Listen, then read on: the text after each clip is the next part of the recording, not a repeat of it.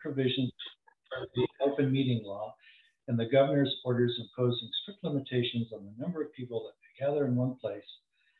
No in-person attendance of members of the public will be permitted at this meeting. Board members will participate in this meeting remotely. And currently, we have Michael Fisher, Benjamin Fairbank, Barbara Brennicell, and Leon Shreve. So we have a quorum. We're able to conduct business. Greg, what were you going to talk to us about today? So Hillary asked me to come in to just, have a chat with various parties about beach nourishment, whether it's compensatory beach nourishment for revetment projects, some of the competing interests, the pluses and minuses, whether there's a need for more information on a parcel level basis versus what states provided. I think the issue was we've been requiring nourishment, but we really have no idea where the sand goes. And as you say, whether it's a net benefit or a loss, and in particular along Indian Neck, there is a lot of complaints by shellfisher people that the sand is ending up on their grants. And we have some questions about that. I have one. If there weren't rock revetments, wouldn't the sand be going there anyway? And we're currently using these formulas for renourishment that I'm not quite sure where they came from, but it's based on like the length of the revetment, the height of the revetment, basically average amount of sand that would be removed each year. And we have no other gauge to require renourishment except for these formulas, which are averages. And could it be different from year to year? And the other issue I'll throw out there is that some of the homeowners are expressing concerns about the cost of this renourishment. So these are some of the issues that we're dealing with as we look at situations where there's an annual renourishment required or a new project that requires renourishment. Right. So when Hillary asked me to come chat, it wasn't really, she didn't request a presentation. It was just kind of questions and answers kind of thing. Right. So if I, forget one of your questions, please feel free to just bring me back to it. So when you're saying if the rock revetment wasn't there, would it be eroding? It definitely would be eroding. So as you know, most of the equations used in towns have to do with the erosion rate, which kind of the default is that shoreline change mapping project that CZM and USGS put out, unless you can get more site-specific data. And then that erosion shoreline rate has long-term and short-term rates associated with it, along with error bars. Usually the error bars for the short-term are quite a bit larger than the long-term. And usually short-term is usually eroding a little bit faster than long-term. That said, some folks like to use the long-term because it averages out, the shorter-term perturbations and the erosion rates. But other folks say that the short term is more appropriate to be used with the more modern condition of accelerating sea level rise. And that said, too, you also have to take a look at the specific area when you're looking at the shoreline change rate. Just because if you've had a revetment there for 20 or 30 years, that's going to show zero horizontal change in the mean high water if mean high water is already at the revetment. So you'd be kind of looking at a slower shoreline change rate than the actual erosion occurring on the site, because the beach can get lower and that horizontal shoreline rate only looks at horizontal distance. When you mention the equation, I've seen several towns do it different ways. The way I try to encourage folks to look at it is, one, it's the width of the project, the length of the revetment, if whatever structure it is, and then multiply that times the shoreline rate. And the other thing is the height, right? So if you have a revetment that goes from the toe to the top, then that's certainly going to make the entire bank stop eroding. If you have a revetment that's only halfway up the bank, that's still going to stop all but, depending on the wave environment, a lot of the erosion that's occurring on the site. It's only going to be relatively extreme storms that do it. So a lot of times commissions will require the full height of the bank being stabilized to be used for the nourishment calculation, regardless of how high that, even if you stabilize the toe, you don't want the whole slope to erode. That's kind of the point. Although trying to figure out how much erosion is going to occur at that higher level is a little bit harder. Sorry if I've muddied the water there, but it's no. If you're just dumping sand off over the side of the embankment, and it's piling up from the revetment going up, doesn't that just wash away or blow away really rapidly? It's not compressed or anything. It's just sand. Right. So that's definitely one of the, potential negatives is it's not acting like a natural coastal bank. If anything, it's going to act more like a dune, and an unvegetated dune, which mobilizes much more quickly than a coastal bank would. Mm-hmm. Especially after, initial deposition. I mean, there's some places where the water line's too high and it gets taken out by the next tide. So at those points, you need to look to see what the compensatory mitigation purpose is, right? So there's a few different ways to look at it. So if one is the beach directly in front of the revetment, right? You don't want that beach to drop in elevation, one, because you have a lot of habitat areas within that, and two, the homeowner doesn't want that, because if the toe stones start to roll forward, the whole slope can be compromised. Two, if you are allowing reduction in sediment supply, just putting it down and allowing it to flow where it would have flowed, it'll get there, but it's getting there, not necessarily during a storm, or not necessarily at the same speed. It may be mobilizing more quickly. I do see some problems when we start looking at requirements for coverage, especially with some of the non-CES type things, core logs, core envelopes, fiber rolls, things like that, where they really need to stay covered to prevent photo degradation. But if you go out and cover them constantly, then you may be putting a lot of sand down and actually exceeding the annual compensatory nourishment. And at that point, it's maybe good for the stabilization array, but it may not be good for surrounding resource areas. So yeah, like so much in this game, a lot of it's site dependent, and what's the overall purpose of this exact area nourishment requirements. So when we look at a project, should we just call Greg and say, hey, Greg, what's happening at this property? I mean, how are we supposed to know this as unpaid volunteers on a commission? Right. I certainly sympathize with you. It's it gets complicated even for, people within the industry. And I'm certainly not, bad mouthing the state, but there are some state documents out there for beach nourishment, dune nourishment, that kind of thing. I think the one the state keeps pointing to is best management practices for beach nourishment projects. That's like 15 plus years old, and it's really meant for massive scale beach nourishment projects that really don't occur on Cape that often. Then there's a couple more recent ones, the Storm Smart Properties fact sheets, where they talk about dune and dune nourishment, but it really doesn't get into compensatory beach nourishment. And they include a little bit in their revetment rebuilding document about requiring nourishment, and see these other documents, but there's really no parcel level document for how to assess.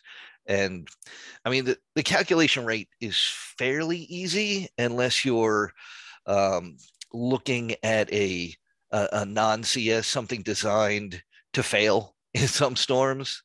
Like usually with, hard toe armor, I recommend looking, the full slope as being stopped, the erosion being reduced, so the full sediment supply would be affected. When we start looking at core envelopes and things like that, they're intended to slow it down, but not stop it, because that would affect coastal processes and qualify as a CES. But they do have some effect in the short term before, they start degrading and roots start taking over. So coming up with a, maybe not full slope, but maybe up to the height of that particular array. But there's a lot of small things involved with this. And that's something I've kind of been kicking around with Hillary and some of the other agents. We're going to have an agents meeting later this month.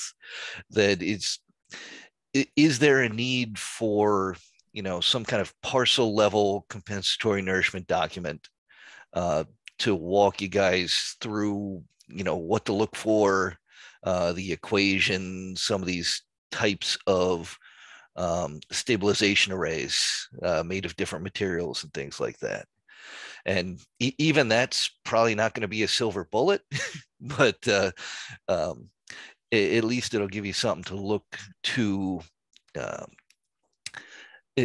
start the process, and to help some of the engineers involved too, because oftentimes you'll see them proposing, revetments, but only nourishing up to the height of the revetment, but it's really intended to stop the whole slope from eroding. One other question I have. If there's a calculation and there's an amount, would it be better if it was put down over a period of time instead of all dumped at once, like 2 or 3, installations of the sand, rather than just put it down at once? It might be less expensive for the homeowner to just do it once, but in terms of covering shellfish grants or getting in sync with storms, would it be better to have it done 2 or 3 times over the winter rather than just once? When we start getting into the, I'm sorry. Yeah, I don't know if we could mandate that, but I'm just asking that as a theoretical question. Yeah. Well, I mean, if we're going to be theoretical, let's go all the way. The best time to put it down would be like during the big storm, when all the erosion to the bank would happen. I mean, typically you're not getting erosion every day on most coastal banks, but you're getting a big pulse during those storms. I think one of the arguments for putting a lot of it down in one shot is that it's available for like the winter season, when you typically get more storms. But it does erode much more easily, right? I mean, it's intended to be sacrificial. It's not planted or anything. Right. And unless it's placed like in the revetment or above the revetment, anything down by the toe is going to mobilize so much more quickly than naturally. Michael, you got something you want to ask? Yes. So in a few cases, we've had people propose triggers. That is, when the sand gets below a certain designated level, then they renourish. But that's presumably after the storm has already come, and it would be for the next storm. But the idea is to try to keep the beach at roughly a single level, rather than try to calculate how much sand to put on an annual basis. So in some cases, I like triggers. I've recommended them for a lot of projects. Sometimes having a trigger and an annual nourishment in combination can work well, where you will, have to put down at least this much for annual nourishment, but the trigger might require even more than the annual nourishment if your beach drops too much. Some of the, devil in the details about triggers is the beach directly in front of your house. That sand doesn't just come from your section of coastal bank, right? So, I mean, the longer stretch of Littoral Cell, or like where the sand moves in a certain area, if your neighbors aren't putting sand down, then your beach is going to be lower. And if you're trying to make up the height on just your beach, that's kind of a lost cause. Triggers work well kind of in estuarine areas where the erosion isn't quite as quick. and kind of like compartmentalized cells. That said, in very sensitive areas, you may need triggers in addition to annual nourishment and some of the other things, especially when you start talking about like the core biodegradable type materials. You'll often hear about triggers that if they get uncovered, then they would need to be covered again. Another reason is some conservation commissions don't want waves interacting with the CES. There's one spot over on Nantucket where that geotube project, right? I mean, that's an acknowledged CES, but the commission really doesn't want waves interacting with that geotube. So they've required triggers that sand has to be placed on top when it gets exposed. And going back to Barbara's question, should we care or can we know where the sand goes? In other words, she was suggesting the sand's going to erode anyway. So by implication, if it goes on grants, it would have gone there anyway. So I always advocate trying to know where the sand is coming from in an area and where it's going. Part of the sediment budget, whether it's coming along the shoreline or on or off the shoreline, getting an idea for the volume of sand moving along that particular stretch is essential for large projects. It's best management practice. It's also, almost infeasible on a parcel level scale. You need it along the entire section of shoreline, and just doing like 100 feet at a time, you're not going to get where that sand is, how much sand is coming in. One thing I did a number of years ago was come up with longshore sediment transport direction. And so, I mean, that is something you guys could look at if you wanted. It's on our webpage, but it's maps all around Cape Cod, and you can see arrows. So if you put sand in this spot, it's likely going in this direction. One of the tough things with longshore sediment transport is that's not the only process going on, but it's net longshore transport. So over a number of years, the net average is in that direction. It doesn't tell you the magnitude. So it doesn't say how much is going that way, how much is going that way. It doesn't give you gain or loss, but it does give you a rough idea of what direction. The other thing too is if you get one particular storm, right, from a different angle, it can push sand the other direction from the net transport. And if you had just put your big pulse of compensatory nourishment sand down right before that kind of unusual storm from another angle, it's going to go the other way. So it's always good scientific practice, regulatory practice to try to understand where that material would go that you're putting down. And some of that is, what height of the beach you're putting it on, whether you're putting it at the toe of the revetment or up on the revetment, whether it's going to be taken by a, daily tide, whether it's going to be taken by a 10-year storm, by a 50-year storm. There are certain elevations that you can look at on the revetment to see what it would be taken by various wave levels. Greg, do most of these events happen in the winter? The storms that do this? Except for the hurricanes.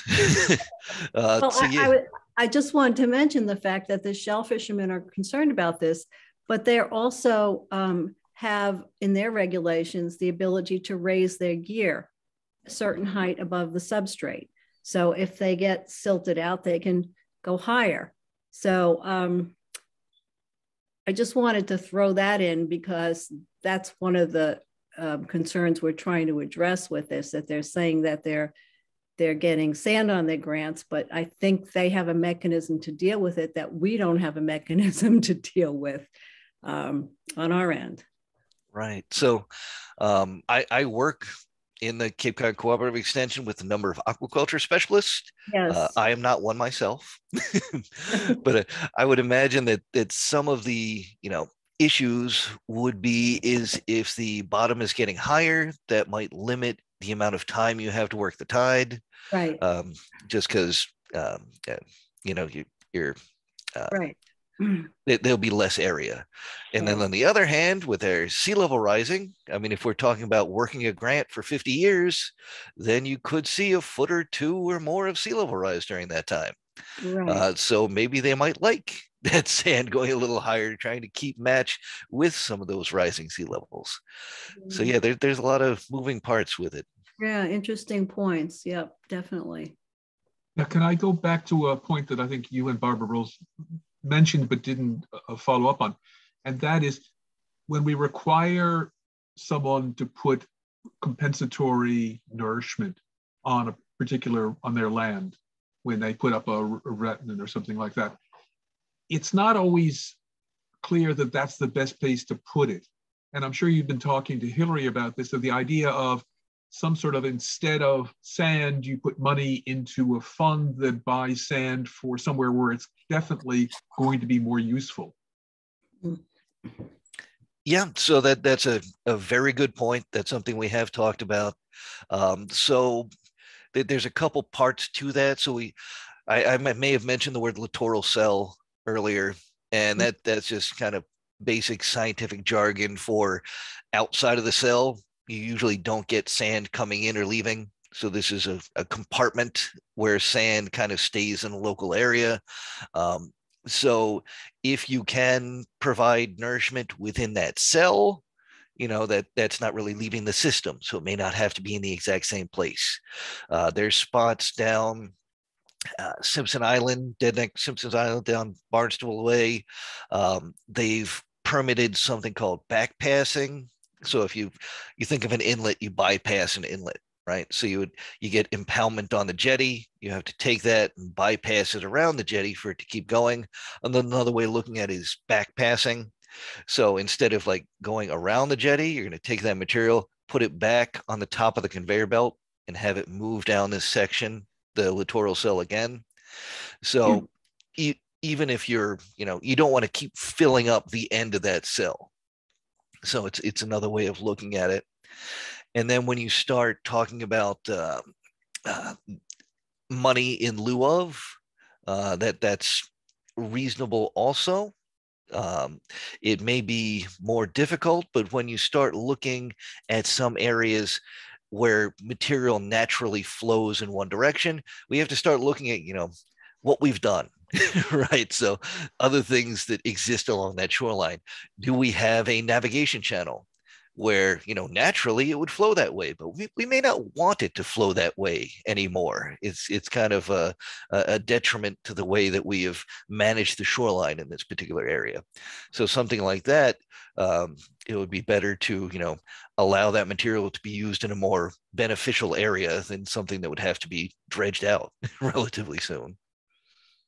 And this is I know that the Audubon is always talks about piping plover habitats that have been lost in Wellfleet because of sand, disappearing from certain places, and whether sand could be deposited in a place where you can build up a little bit of plover habitat or terrabin habitat or something like that. We never take that into consideration in our deliberations. Yeah, well, when you bring that up, that's Simpson. No, I'm sorry, not Simpson. Dead next to Sampson Island down in Barnstable. One of the property owners, managers down there is Mass Audubon. The Coastal Waterbird Program is very important down there. So one of the reasons they got involved is that barrier beach is eroding very quickly, and it has a very steep slope on its coastal dunes. So much so that some plovers get washed out more frequently. They've seen a decline in success with the various clutches. So they got on board with this program because they've done some monitoring and shown when they backpass the material, when they go to the end of the line, dredge sand, bring it back to the beginning, you get a pulse of sand moving along the shoreline. Takes a matter of months or years to get to the end of the line, and they can actually has to be years to measure, and they actually show increases in nesting in this pulse as it moves along, because it gives a more gentle shoreline than the is what's provided right now. Who pays for that? I believe I don't think it's town. I don't think it's Mass Audubon. I believe there has been some state funding for the studies. I'd have to look to see for sure, but I believe it may be a nonprofit / homeowners fund, because that barrier beach does provide a lot of protection for the properties behind it. So that may be their mitigation fund or something like that. I don't think it's as required as that. I believe that, and if you want, I'll check in to see who actually funds it. Curious, because some of our homeowners are expressing concerns about the cost of these projects. And right. As Michael said, could the sand be put someplace else where it will do more good or whatever? Yeah, so I mean, in addition to the price of sand going up, which it definitely has over time, looking at erosion rates, they have increased. So you look at the short-term rates, they're usually faster than the long-term rates. In addition to that, we see accelerating sea level rise. In addition to that, we see impacts of coastal structures on the shoreline, whether it's, the projects that have been permitted, like revetments, maybe they've been permitted so long ago, they didn't have a nourishment requirement. Mm-hmm. So some of these areas are, not gaining the volume that they would have gained with a compensatory nourishment requirement. And it gets very difficult to, make up that material when it's been a number of decades like that. But yeah, it's going to get even more expensive as time goes on. There's no question about that. Can I ask, following up on that, and Leon asked this question several meetings ago, so how do you know it's the same sand? I mean, he suggested, if you just dye it blue, then you can follow it. But I suspect that's not how you do it. Right. So did you want me to answer that? Or Hillary, do you have something associated with that? No, I was just going to offer up something else interesting for you, Greg, because you might not know. But go ahead, answer the blue question first. The blue sand. No, we much prefer green. Sorry.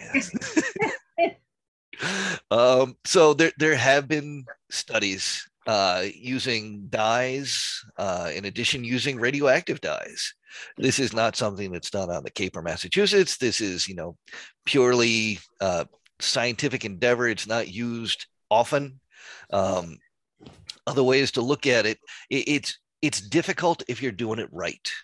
Okay, because if you're putting the right kind of sediment down, it should match the beach really well. If you're not doing it just right, then there's a chance that it might be a smaller grain size. There might be, more quartz or feldspar versus some of the other materials in there, and you might be able to trace the material like that. But if it's done perfectly, then no, you shouldn't be able to tell. But sometimes with the sand, it might be a little bit more well sorted if you get it from a pit that has, just sand versus some of the gravel and cobble that comes out of the bank more naturally.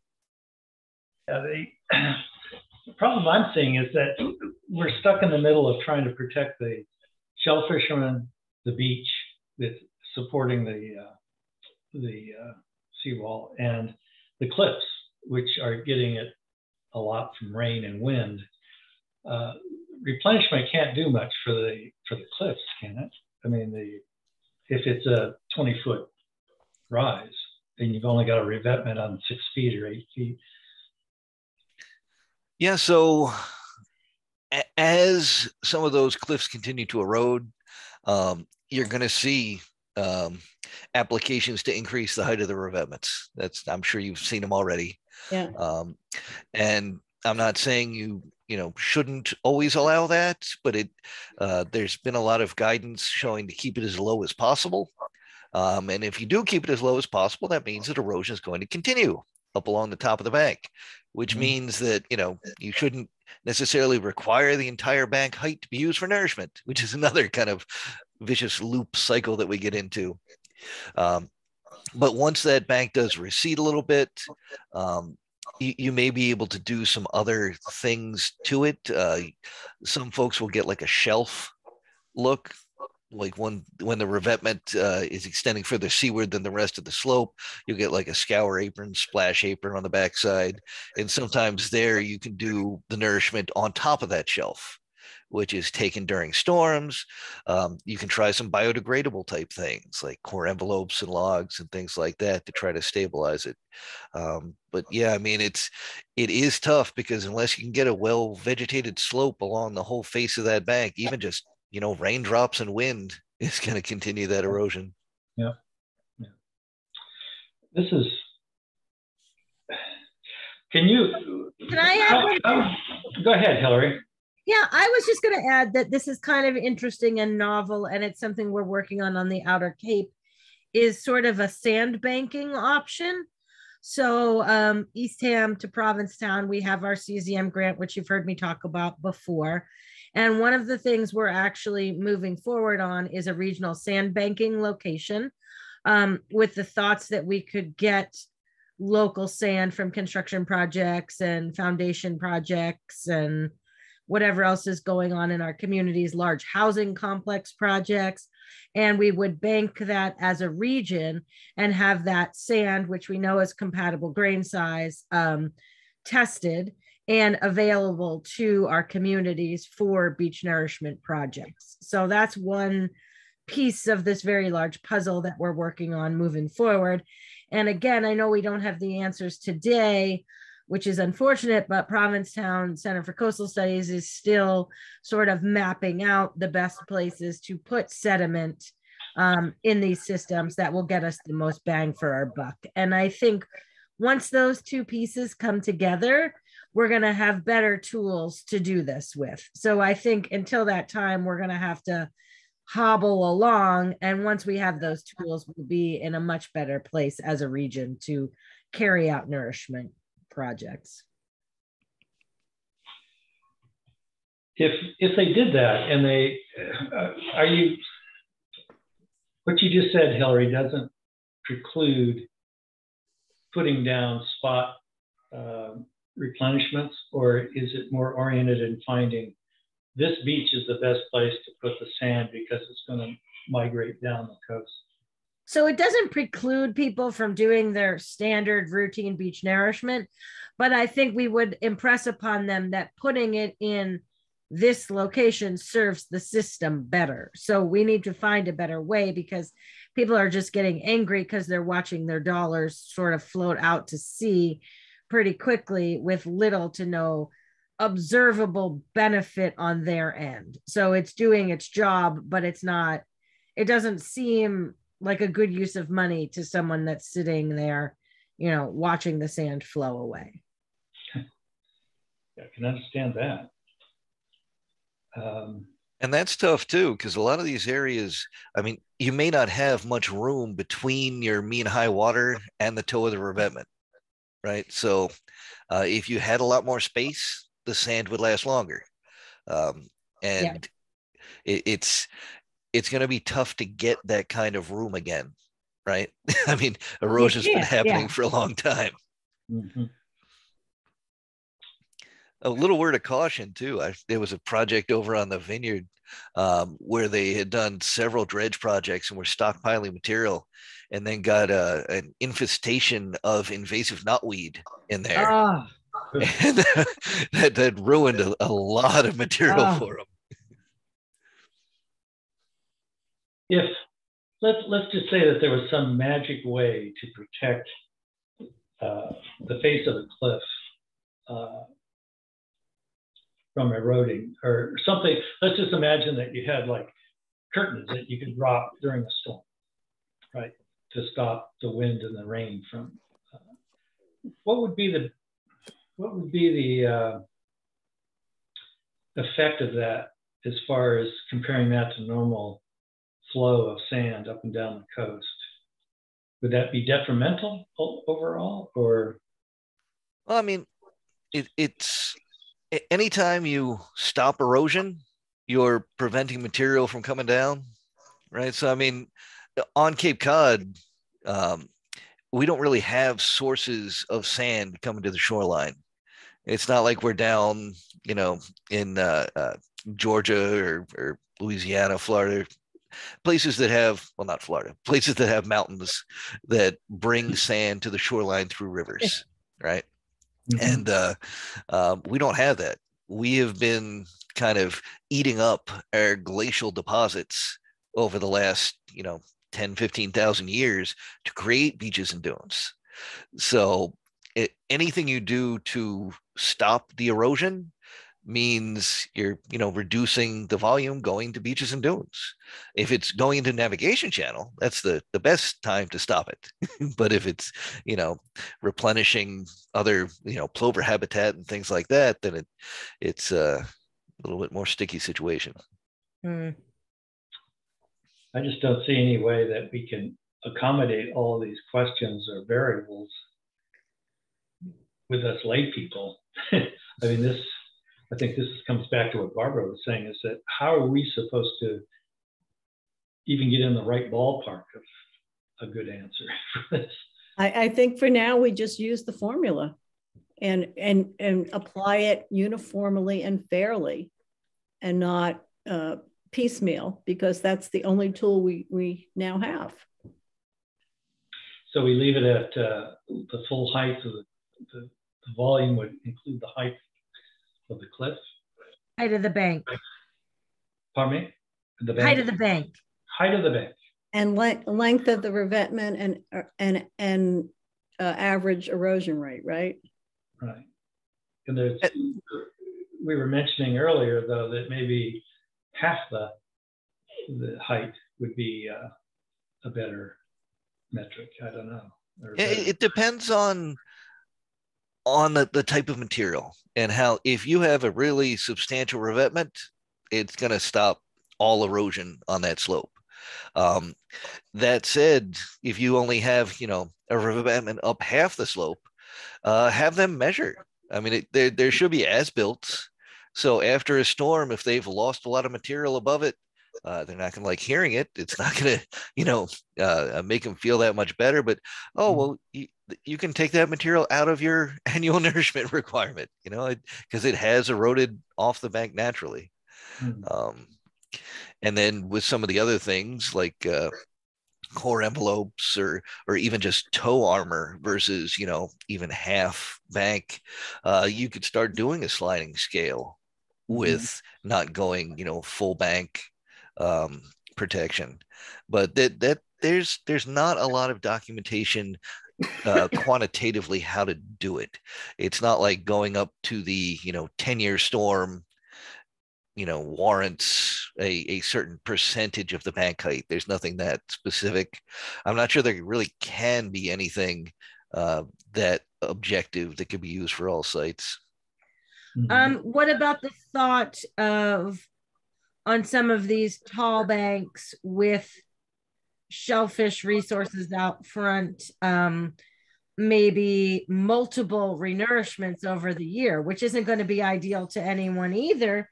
But if the formula is the formula, the revetment's in place, the condition is there, maybe we look at 2 nourishments a year or 3 nourishments a year to spread out the material drift onto the grants. Yeah, we talked about that. And it could be problematic. It could be more expensive. Yeah, for sure. Yeah. And it's tough too, because if depending on where you're putting it, right? I mean, if you're putting it at the toe of the revetment, then you probably will get some high tides and some, summer blows and things like that that'll disperse it. But if you put it higher on the revetment, or it takes a halfway decent storm to move the material, even if you put it down 3 times, it's only going to go during the storm. And there's only a window to do these because of time of year restrictions. Yes. We have to look at all sorts of other things that are happening here. Does it make any sense to look at when the revetment went in versus when the grant was put down, or that's water under the bridge at this point? Well, we talked about, you mean the Shellfish Grant? Yes. Well, we talked about the fact that it could be a plus or a minus for the shellfishermen, because if they're getting silting and they have to raise their gear, there may be, as Greg mentioned, less time for them because of Vibrio controls to harvest their stuff. But if sea level's rising, it might be a benefit for them because the bottom. Yeah. Yeah. So it's hard to balance that out. That's an interesting thought. Because over time, it's going to. I have kind of a thought in response to that. Is could we possibly could we consider grant holders nearby, like the same as we consider abutters for projects, that they get informed beforehand and they get to be involved in the conversation? We could certainly do that, but we would find ourselves arguing specifics of which they may not.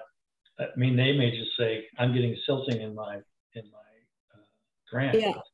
I have to say, Nancy, the Shellfish Department always tunes into these renourishment projects, and she's always paying attention to these and does notify the shell fishermen that are involved, and she weighs in about these things. So the Shellfish Department's very clear. And it would be tough to notify individual growers as abutters because they don't own the property. They're not really abutters. Correct. Some of them do own it. I should say that. Some of them have bought their grants. Most are leasing, but some own.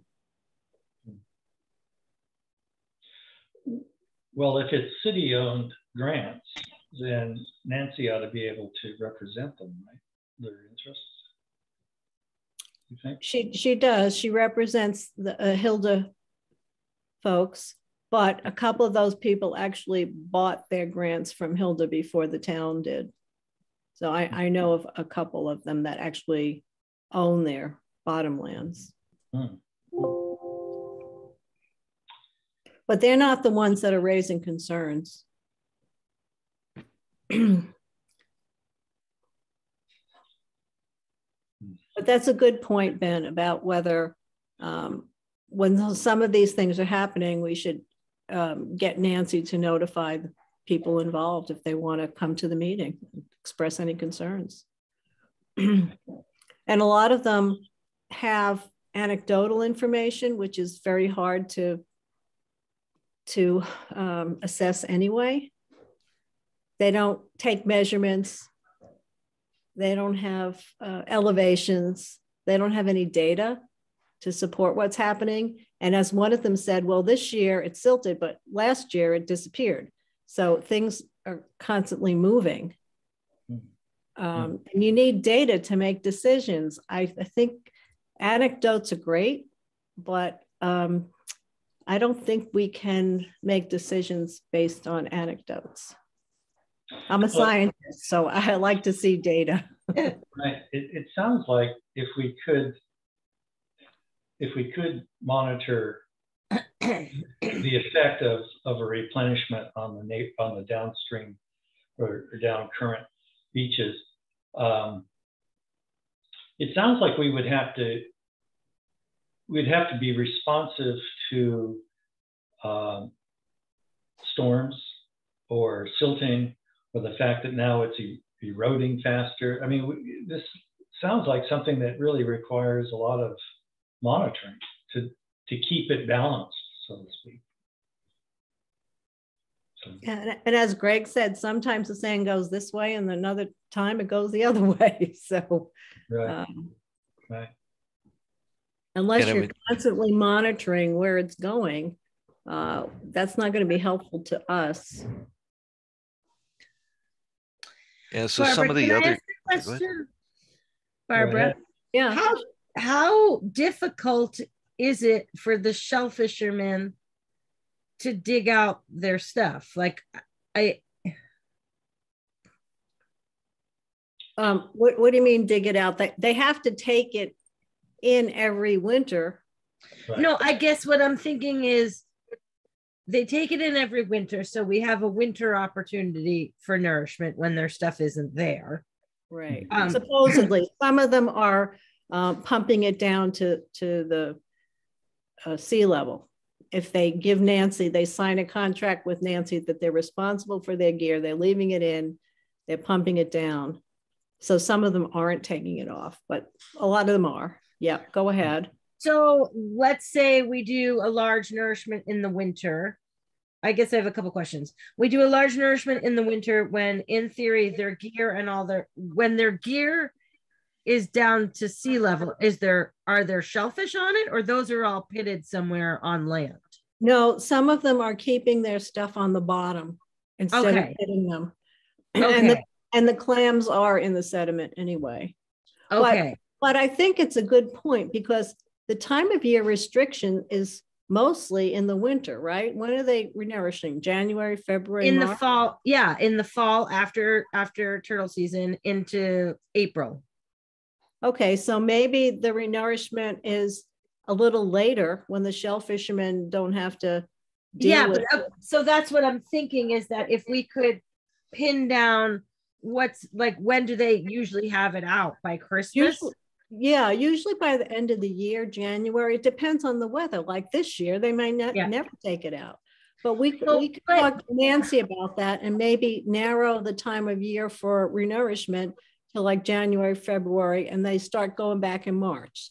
So because we have to come to some agreement. We can't not nourish because there's shellfish resources, but if we're and if they know that nourishment is coming, maybe that would prompt them to remove their product. But my next question is like, we've heard from a couple of them that have said their product has gotten completely smothered, but I can't recall if they said it killed the product or it just required more work to dig them out. Yeah, I don't know what was smothered. Clams are in the sediment, and they'll come up if they're alive. They move. They move. Yeah, I think it was the oysters maybe in the bags or the whatever they're growing them in.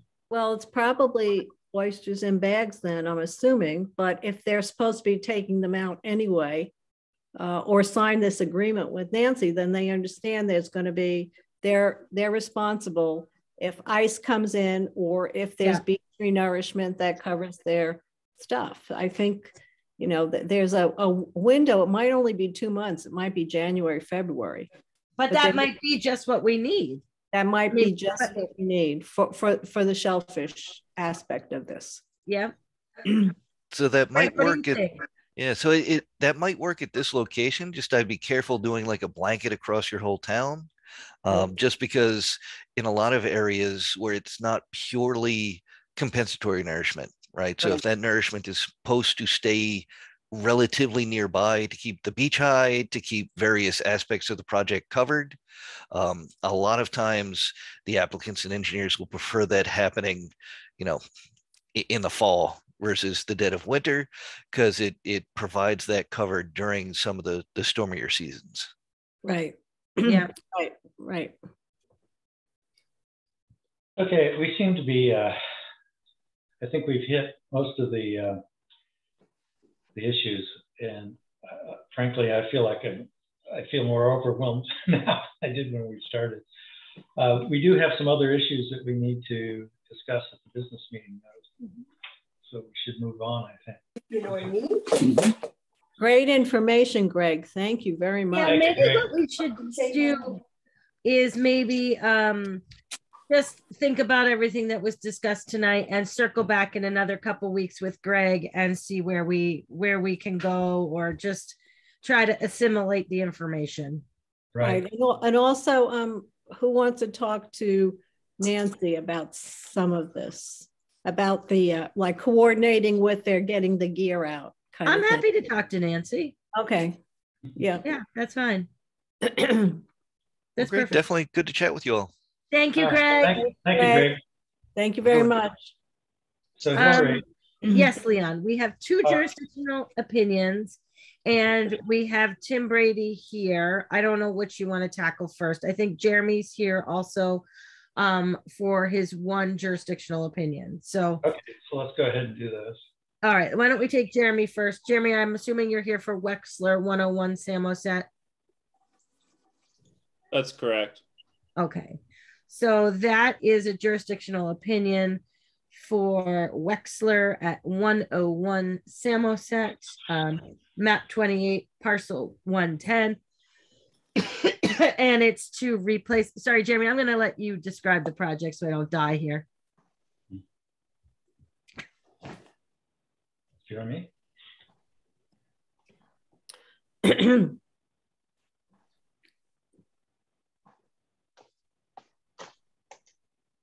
you hear me? Yes. Yes. I hear you now.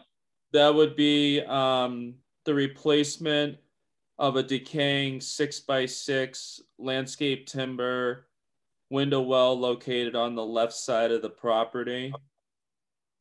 And the second item would be a replacement of a decaying 6x6 landscape timber retaining wall located at the patio of the rear of the property. So it's basically just simple one-for-one replacement of decaying landscape timbers. If you visited the site, they're in dire need of replacement. We didn't visit. Is it just one timber high or higher than that? The patio, so line item 1, the window well, that would be 4 timbers high. And then the dimensions are 3x3. And then the back of the property, the where the patio is, that is 2 timbers high. So it's replacement in kind with the same number of timbers? Yes. Correct. Okay, I think this is okay, Hillary, and thank you, Jeremy, for bringing this to us. Thank you. I would vote to approve this JO. Second, Michael. All right. So Barbara, you've already voted. I'll vote yes. Ben? Yes. Marty? Yes. And Michael? Yes. So that's an approved jurisdictional opinion then. Okay, the next one is for 67 Eric's Way for Greg Zentner. And on the north end of his property, he would like to remove a limb of a tree that's hanging over his studio. It's 93 feet from the edge of the wetland. Mm-hmm. He just wants to remove a limb? Just a limb. I think that's reasonable if it's overhanging his part of his property or a structure. Yep. And I would vote to approve this JO as well. Second, Michael. All right. So Barbara? Yes. Leon, yes. Ben? Yes. Marty? Yes.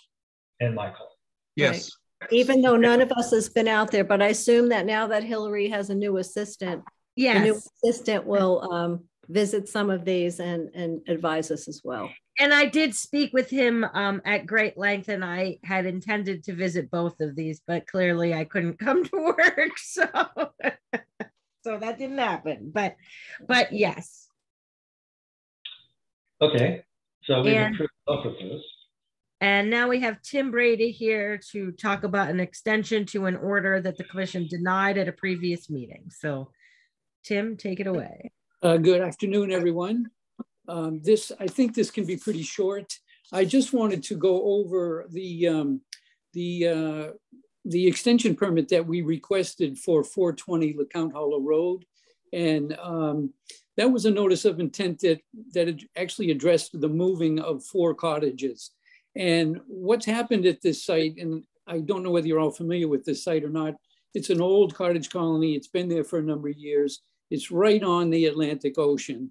And several years ago, we relocated one of the cottages under an emergency approval because there had been a sudden erosion. The cottage was really close, and we moved it just by an emergency approval. Then we said, we know that these other cottages are going to need some relocation as time goes on, but we would be better off to have an order of conditions rather than just to continue doing them under emergency orders. So we filed a site plan and a notice of intent, and the commission issued an order of conditions for the relocation of the cottages. At the time, we knew full well that this was an ongoing eroded bank. Our intention was that the cottages would be relocated as necessary and that extension permits would be requested as necessary until the cottages were relocated. So I'm not sure that the commission was aware of all of that when you reviewed the extension recently, but that was our intention at the time of the filing of the notice of intent and of the issuing of the order of conditions. In general, I don't think there would be any benefit to a new order of conditions at this point in time. It would simply be a replication of the old ones, or I'm assuming it would be. The site plan would be the same plan refiled. And again, I don't think there would be anything different than what's on there now. So I just wanted to make sure you were aware of why we had filed it and why we were requesting extension permits, and request that you reconsider your earlier denial. Leon, if you want, I can show you the minutes of that he's talking about. Okay, why don't you put those up there, Michael? That'd be great. And Barbara, go ahead. Yeah, while the minutes are going up, I just wanted to mention that when we denied the extension, we realized that most of the members on the commission were new and were not familiar with the project, first of all. I mean, yeah, I figured that. That's one thing. And then we also are thinking that we're now revising how we look at septic systems in buffer zones and this close. And we are not sure about the septic system here and whether there's a possibility for something else happening. So that's why we said, let them start all over again if they're going to move cottages, because we might want to relook at those things. Okay, so one, right, if I could add, after the last approval by the Conservation Commission, the Board of Health did require that a holding tank be installed when the first cottage gets relocated. So that's on the plan now. I don't know whether the Conservation Commission actually has a copy of that. I think it was mailed to you at the time, but I'm not sure.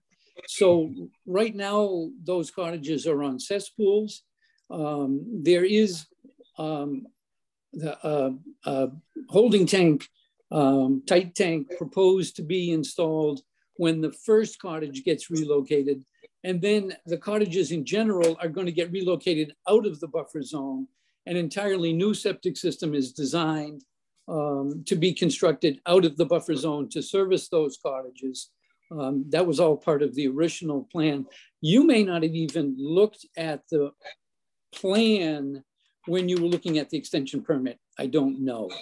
But we did address that at the time, that now there will be a holding tank in the interim, and in the long term, there'll be a new Title V septic constructed outside of the buffer zone. Well, I think Barbara's right. Or we need to take a new look at this, because there are different sensitivities.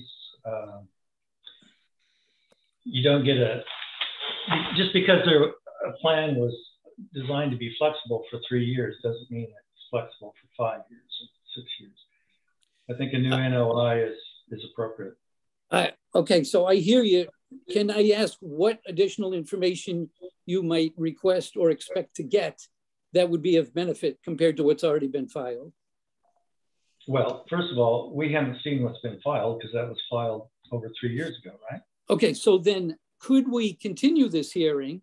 And I would ask you to review the plan and the order of conditions that are currently in effect to see if there's anything that you need in addition to those.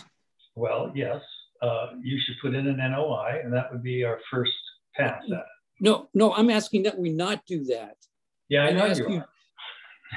I understand. Because I don't, as I mentioned, I don't think there's any benefit to filing a new notice of intent. I don't think the commission is going to get any new useful information. Unless you can tell me we need to know this and this and this, I'm just going to refile. we need to know the amount of disturbed area within the buffer zone, both That's now and what it would be afterwards. That's a start. Okay. We would also have to see. Do you want, these are, to me, these are relatively minor questions. Disturbance in the buffer zone, we're in effect moving things out of the buffer zone. We do it with a crane, so there's no excavating, there's nothing going on. So there'll be less impact in the buffer zone after the cottages are moved out of there. All right, and we'd be able to understand that if we saw the plans and we saw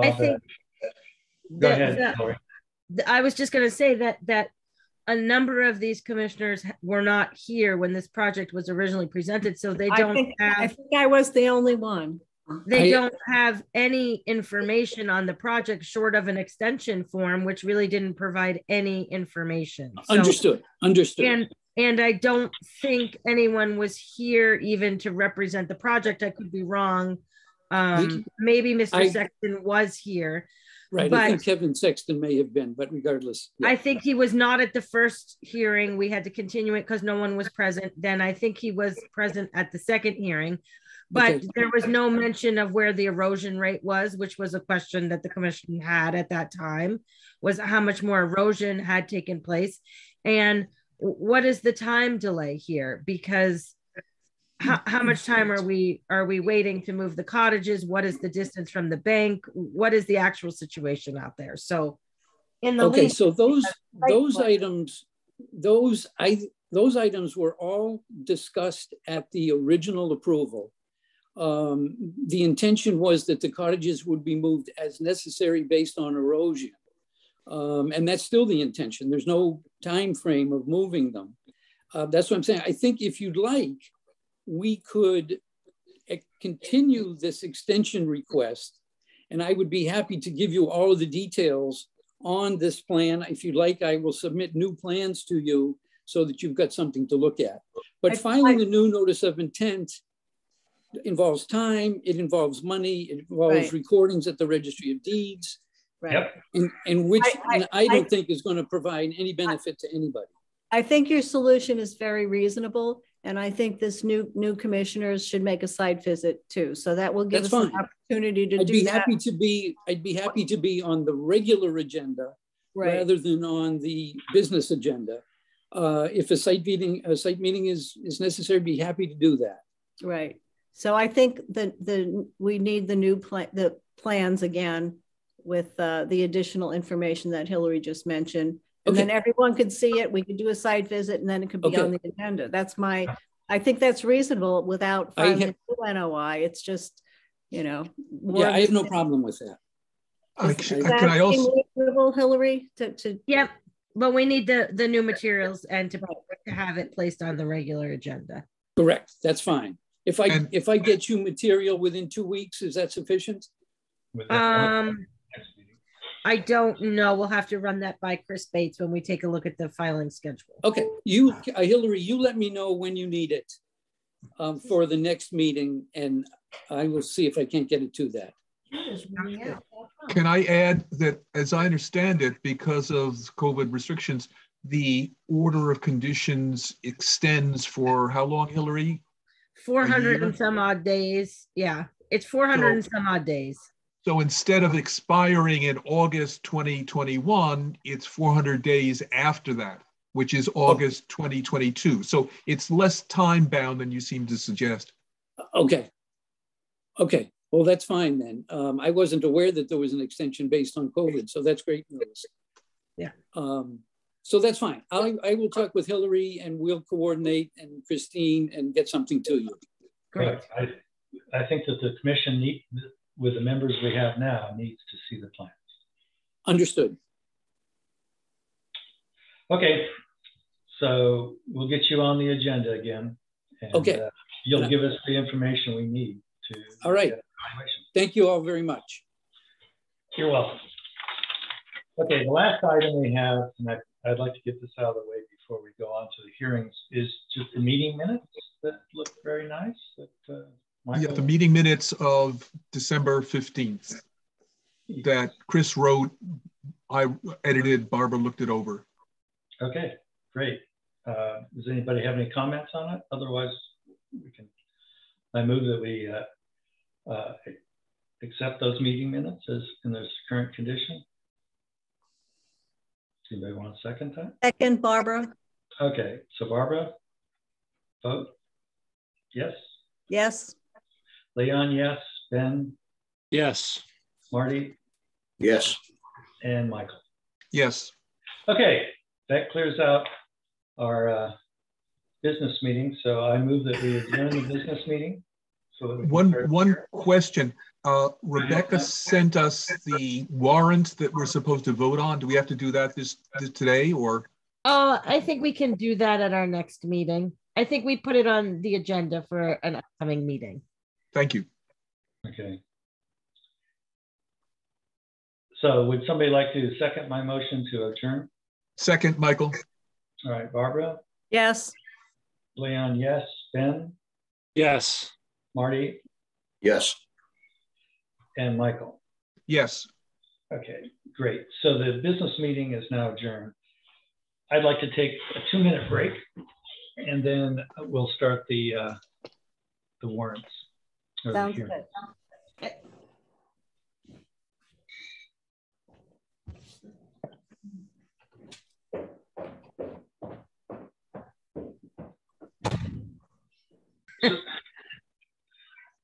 Pursuant to Massachusetts General Laws, Chapter 30A, paragraphs 18 through 25, as amended by the Chapter 28 of the Acts of 2009, the Wetlands Protection Act and the Wellfleet Environmental Protection Bylaw of July 1986 and its regulations of January 2000, the Wellfleet Conservation Commission will hold public hearings on Wednesday, January 5th, 2022 at 5 p.m. Pursuant to the Governor Baker's March 12, 2020 order suspending certain provisions of the open meeting law and the governor's orders imposing strict limitations on the number of people that may gather in one place, no in-person attendance of members of the public will be permitted at this meeting. Board members will participate in this meeting remotely. And currently we have Barbara Brennicell, Leon Shreves, Benjamin Fairbank, Marty Murphy, and Michael Fisher. So we have a quorum. The first hearing is Barker Casano at 105 Baker Street and 65 Atlantic Avenue, map 36, parcels 53.1 and 54. And it's a request for certificate of compliance. Is there anybody knowledgeable about this? Yep, Gordon was here. Am I being heard? You are being heard, Gordon. How well, these things don't always work, as we all know. I don't need help looking bad. Good evening. My name is Gordon Peabody. I work with Safe Harbor out of Wellfleet. And this is kind of an interesting project that you don't really need to know everything about because it's not that interesting politically. 3 neighbors cutting trees, each other's properties, vista conflicts. So basically what we were tasked to do, and we worked with the agent's office, not inappropriately, we had to consider 8 vistas. We had to consider the loss of a few trees. And what we ended up doing with the resolve and agreement of all parties, which took months, we planted 28 native trees. We planted 10 native bushes. And we did that in a way that was respectful to all 8 intersecting vistas. And we've been going back, monitoring it. Everything's done really well. Once we get out of the way, you put something in the earth and get out of the way, and usually it does pretty well. And we've been providing the end of growing season reports. I think the vegetation did better than the neighbors in coming through this. And Hillary, did you want to add anything? Likely not, but I wanted to ask. No, it's been a long time coming. Yes. I'm glad to see you before us with the certificate of compliance. Yes, thank you. Does anybody have anything to say or any questions? Well, we did receive the maps that Gordon sent, and they were helpful. Mm-hmm. Okay. So I'll move that we grant the certificate of compliance for 105 Baker Street, 65 Atlantic Avenue, map 36, parcels 53.1 and 54. Second, Michael? Okay, Barbara? Yes. Leon, yes. Benjamin? Yes. Marty? Yes. And Michael? Yes. Okie dokie. 8B. 8B. Okie dokie. Thank you, Gordon. Thank you very Gordon. much. I appreciate the commission's hard work in these difficult times. And it was especially good to hear Greg. The shellfishing stuff is really a sensitive nerve for oysters and wellfleet. Yep. It's really nice to get as much information as we can. Hillary, thanks for setting that up. Sure. Yeah, Thank great. you. All right, I'm gonna see if I can find my way out of here. The door's behind you. Yeah. Don't let that lobby. Okay. The next one we have is Nozar. Okay. 313 Main Street, map 14, parcel 177, an RDA to remove and replace existing wood frame deck, second story landing, gravel patio, access stairs, on and on and on. Did you visit that this morning? I wasn't able to go. Yes, two of us went. Yes. Okay, great. So you want to tell me about it a little bit? Well, I think the applicant is Jim O'Reilly here to present it. Yeah, my name is Matthew Roble. I'm actually here on behalf of the project. Okay. Finally meet everybody.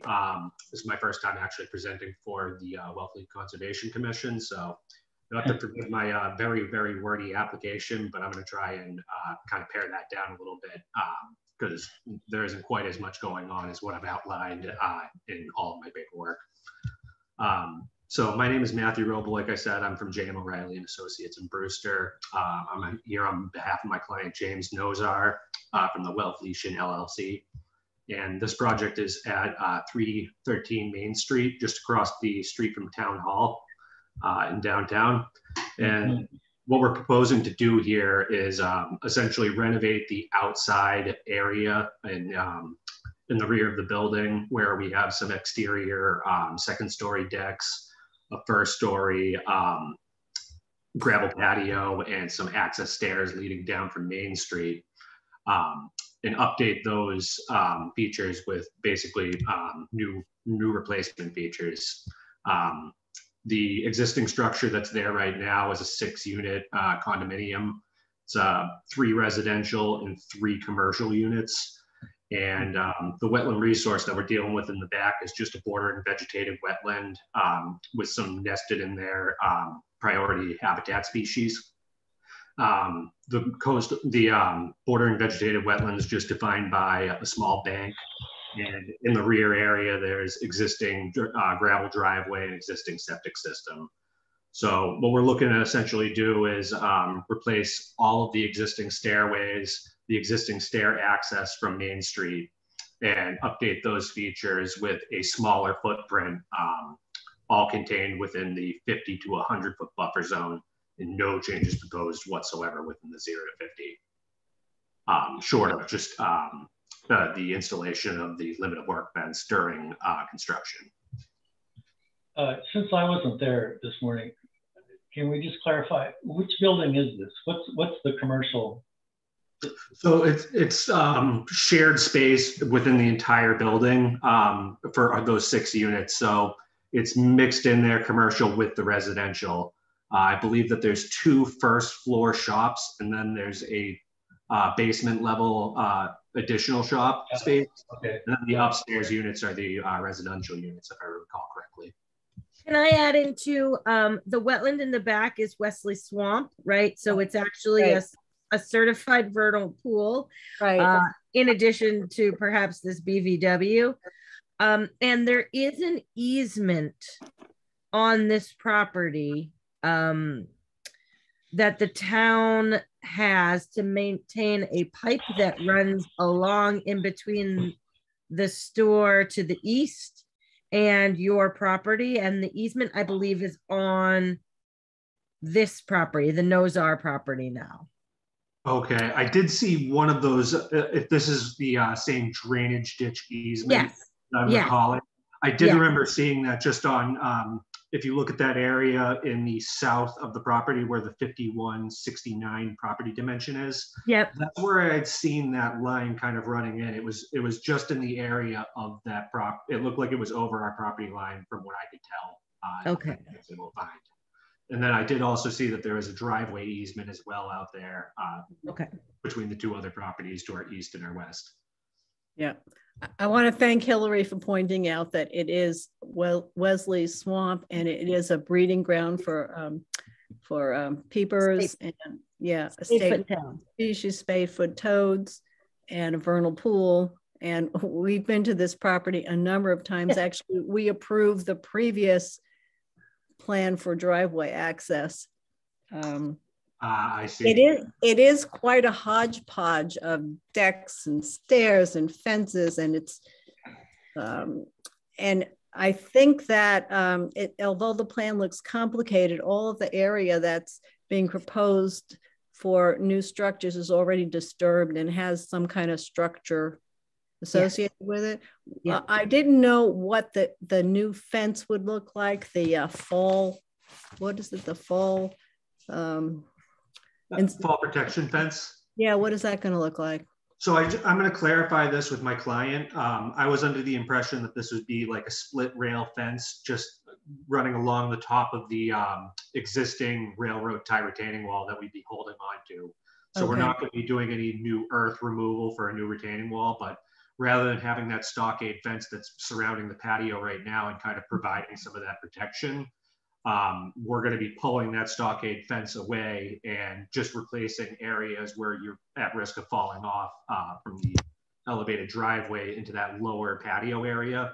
Right. Replacing that with some stockade or some post and rail fencing running up to the side of the steps and then continuing from the other side. Or else driving off that that Yeah, way. exactly. That is where the tenants do park for additional access, so they're not clogging up Main Street.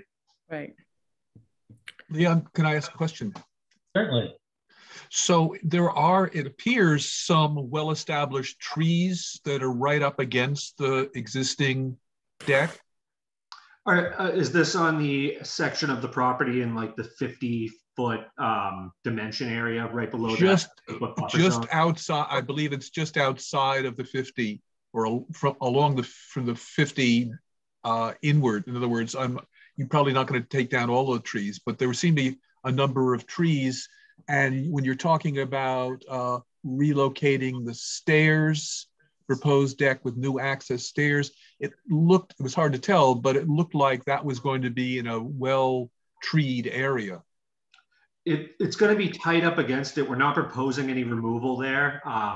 We're going to be removing the existing deck structure with hand tools wherever possible, obviously being within that buffer zone resource area.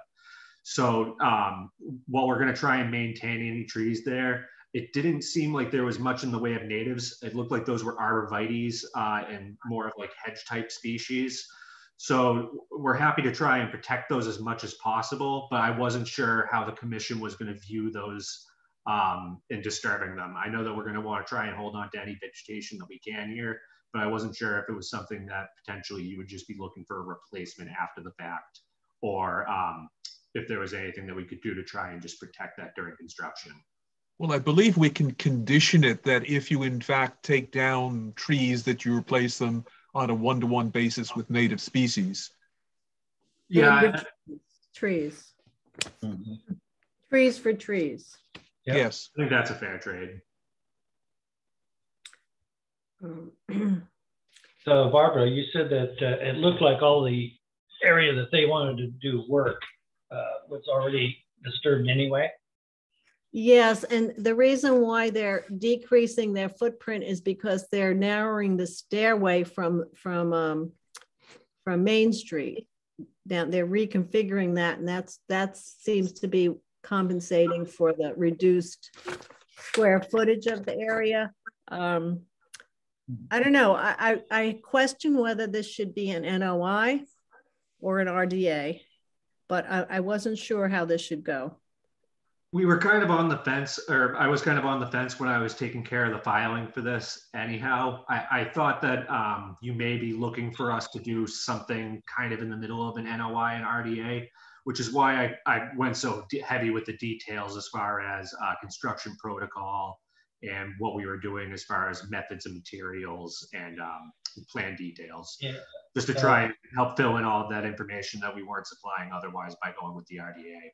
And that's all well and good. On an NOI, though, you have to get buy-in from the abutters, and they have to be notified. And that's one of the big differences besides the magnitude of the work that you need to do.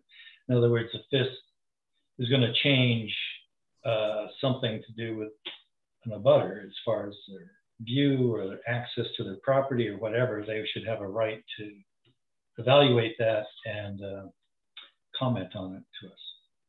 So okay. That's one of the big differences between NOI and an RDA, besides the magnitude.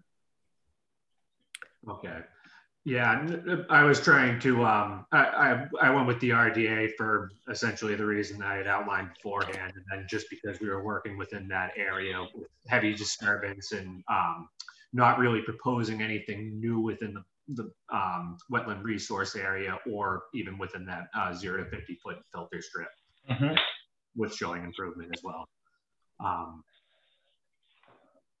Would you still be looking for us to file an NOI? Or at this point, is the RDA something that you guys feel comfortable with? There seems to be the same amount of disturbance, but it's with different materials. For example, instead of a gravel patio, you're now proposing some pavers. And you're pretty close to the lot lines on both sides, but that's not our issue. That's the building department, I guess. I know, I thought it was extensive enough that it needed an NOI. And Leon made a good point. The abutters should know what's going on there. It affects them a lot. It's not just taking down a tree. It's a lot of construction, even though it's within a disturbed footprint, it's a lot of tearing down and building. So right.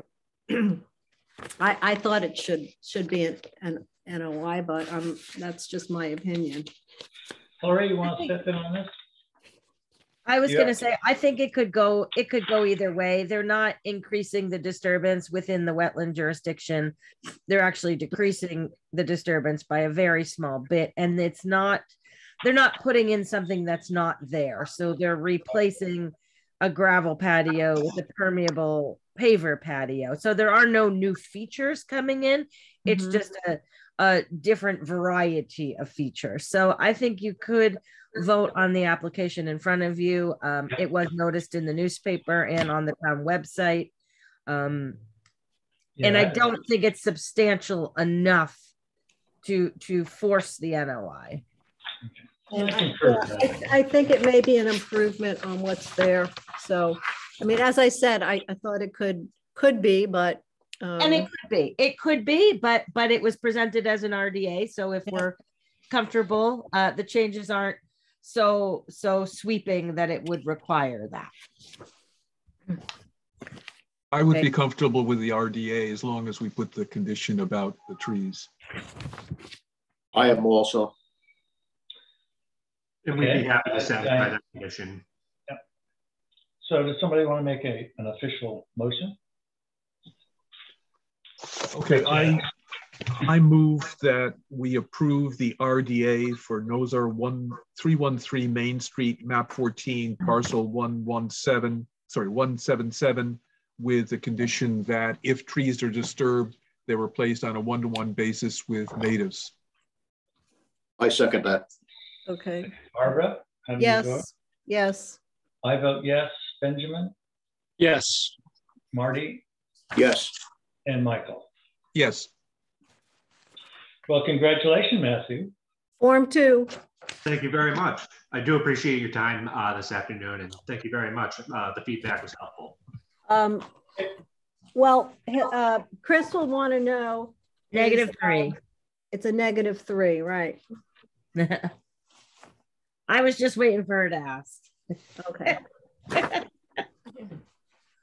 So Barbara, is that a Form 2? Is that what you Form said? 2. Yeah. Okey-dokey. Okay, that's great.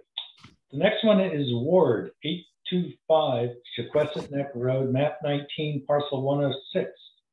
RDA to consolidate existing walk-in section A from 3 walls to 2 walls, move wall in section B, and reinstall existing brick patio and walkway, and replace the timber steps.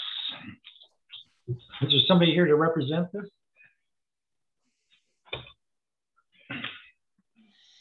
This was continued because nobody showed up last time. Well, that's what we're batting 1,000 on. Well, Chris Bates and I have worked tirelessly with this applicant. Are we sure there's no one here? Because this applicant has 3 projects before us tonight. Doesn't look promising. We could wait to the end of the meeting. Yeah. No, I don't think we should, but I think Christine Bates and I might jump off a bridge. Yeah, I think Nope, let's go ahead and continue. There's a history on this, so shall we? I think we should do a indefinite. I should say, Hillary, I went out there this afternoon and nothing has changed since the last time we visited. There's still 2 or 3 major trees that have been topped and killed. And there's no indication on the plan about the 50-foot, the 100-foot. Right. So it's not in acceptable condition. Okay, let's go ahead and continue it. All right. So or is there an option to not continue it until they come back? Just drop let it. them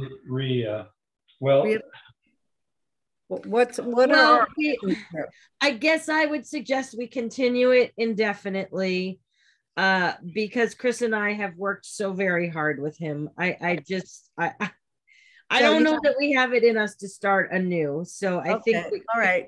For your sake, your sakes, I will vote to continue indefinitely. I move that if someone hasn't already, or second it.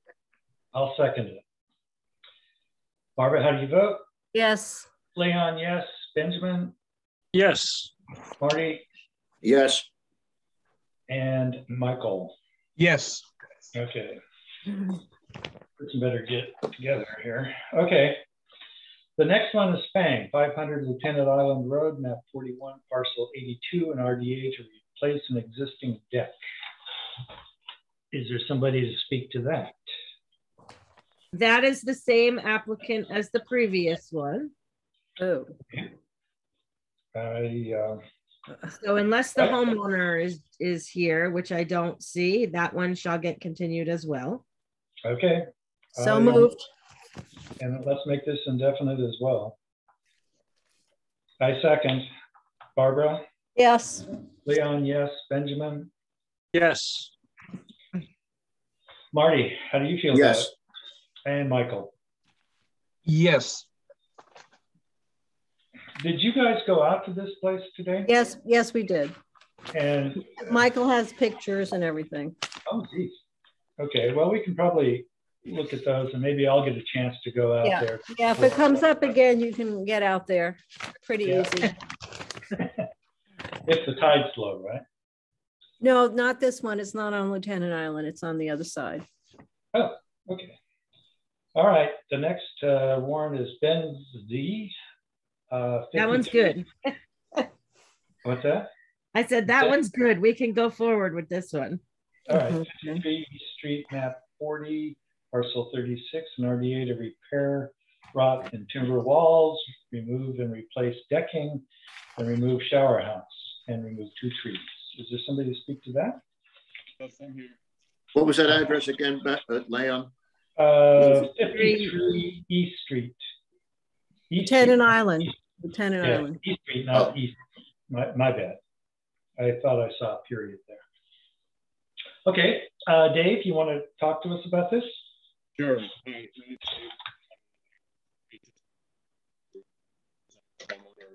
We're having a real hard time hearing you, Dave. Can't hear you. Let me get closer. That's better. Yeah. Okay. Name is Dave Ortolani. I'm from Aegis Contracting. The 4 items under question, first one being the rot repair. That was obviously an unexpected discovery. It's in the log, actual log timbers underneath the first story window. Sort of goes out from the corners in a pyramid shape, stops at the foundation, which is above ground.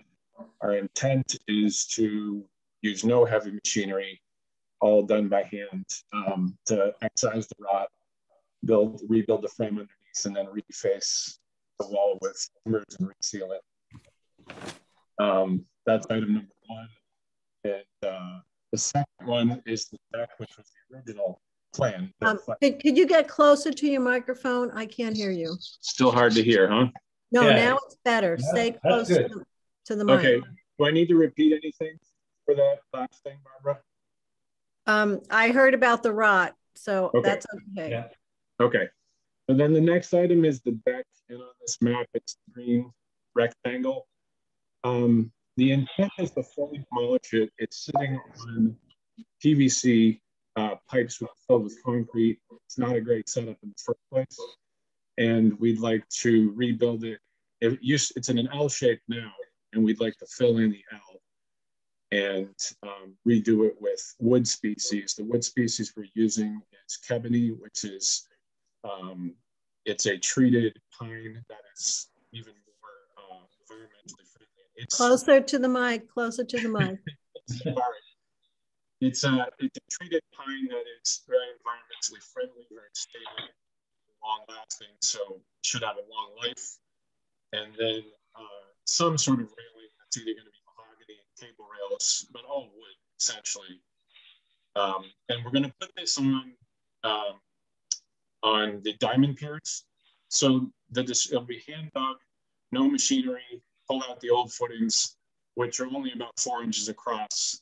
The diamond piers will sit on top of the grade, so there will be no heavy digging. Should actually end up, in my view, that's affecting the area because it won't plug into the ground anymore. So that's the deck, and there's one, I've noted on the plans, there's one scrub pine that sits within that zone where we'd like to pull that down and run the deck over top of that. It's pretty close to the house anyway. It might be a good idea to get rid of it. That's, as to build the deck the way we'd like to take that one pine down. And the third item is on the left hand, as I'm looking at the screen, on the left hand side of the house is the shower house is just falling down. We want to rebuild it on the same footprint, a little nicer, but not expanding it at all.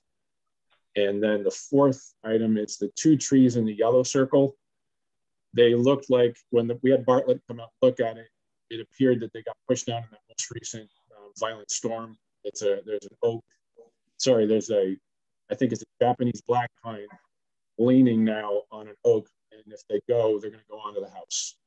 So we'd like to have those removed. So those are the 4 things on our request. Can I start? Go ahead, Barbara. Yeah, so I have on the plan about the demo of the existing deck, it says 400 square feet plus or minus. Is that an expansion of the deck?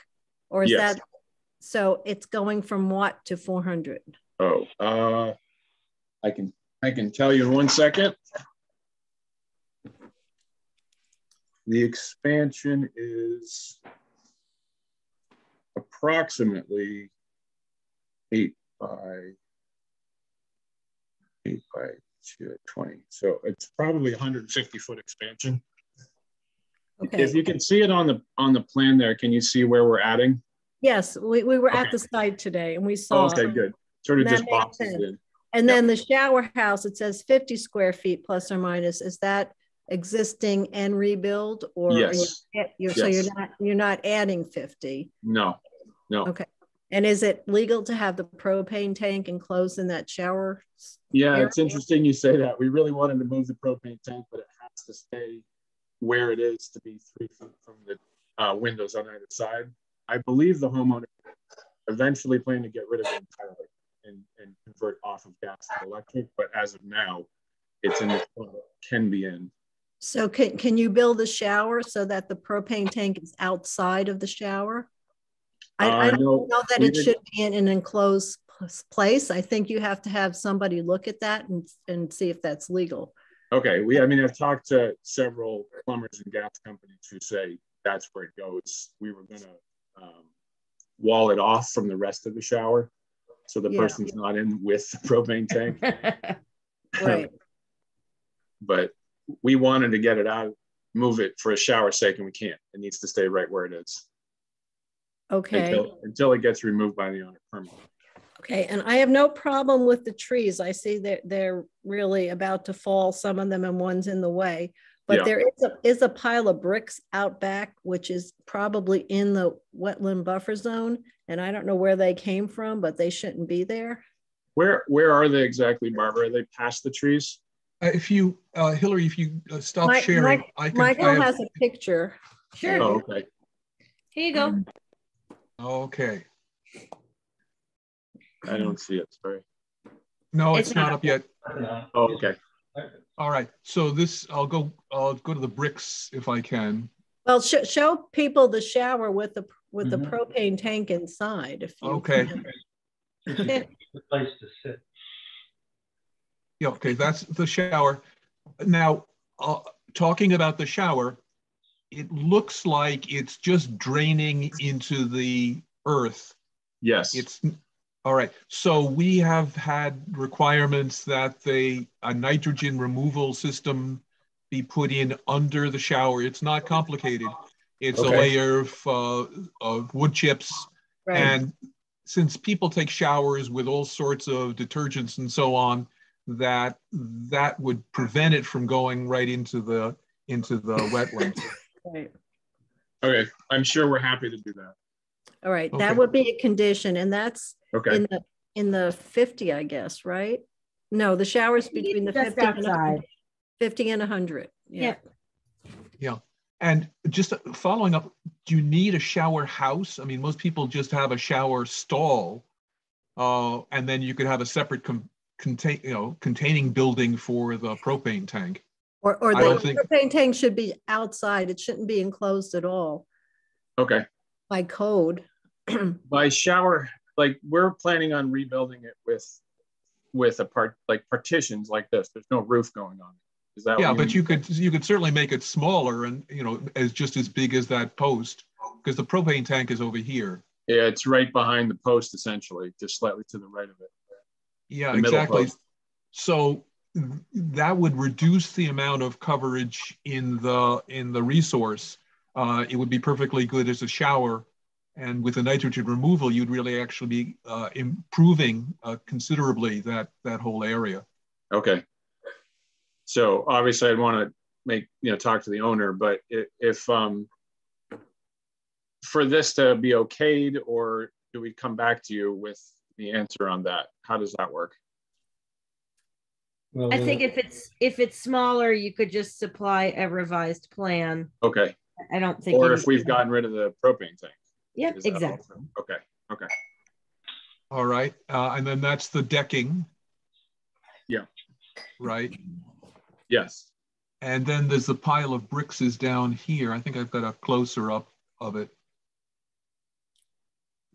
This, I don't know if you are familiar with.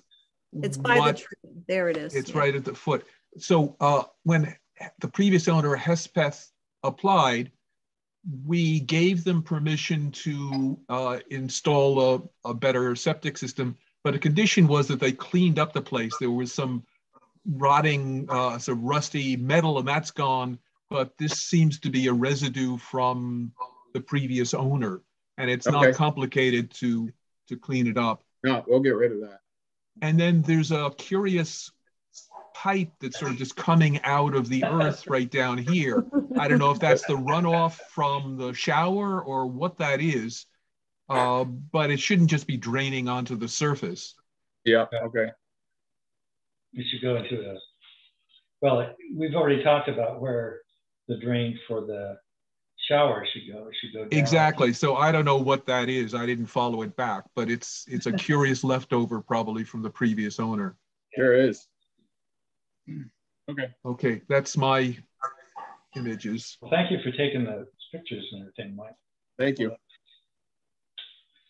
And I'm just wondering, I don't know if we require this for RDAs, but I'd love to have the square footage of disturbance on every plan that we approve, so that if we, because we already approved some stuff at this house when I was first on the commission, and I don't know how that's changed now.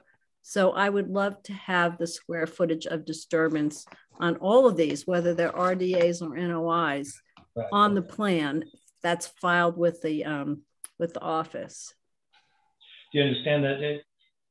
Not entirely. What do I need to do? Okay, well, what we want is on a proposal like this, would be the amount of disturbed area within the buffer zone before and after the change. So if you have meaning like for the deck, that it's 250. Yeah, that's so it might go up by 150. And if you were to take out a stairway, or if you take out the propane tank, maybe you subtract that because it's no longer disturbed. So if it's 2,000 square feet now, it might be 2,200. But we also have a limit that triggers a denial of these kind of projects.